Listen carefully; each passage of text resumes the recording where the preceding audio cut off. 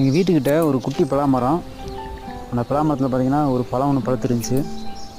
அந்த பழம் பேர் பார்த்திங்கன்னா கூலப்பழம்னு சொல்லுவாங்க. இது வந்து கையிலே பிச்சு சாப்பிட்லாம். அருவா தேவை கிடையாது, இல்லை கத்தியோ தேவை கிடையாது.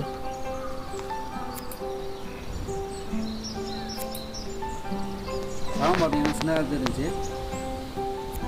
சோளம் பார்த்திங்கன்னா நல்லா பெருசாகவே இருக்குது. நான் சாப்பிட்ட பின்னாடி எங்கள் கோழி இதை விரும்பி சாப்பிடும். அதனால் அந்த சேவலுக்கு நாங்கள் இதை கொடுக்குறோம். அது விரும்பி சாப்பிடுது.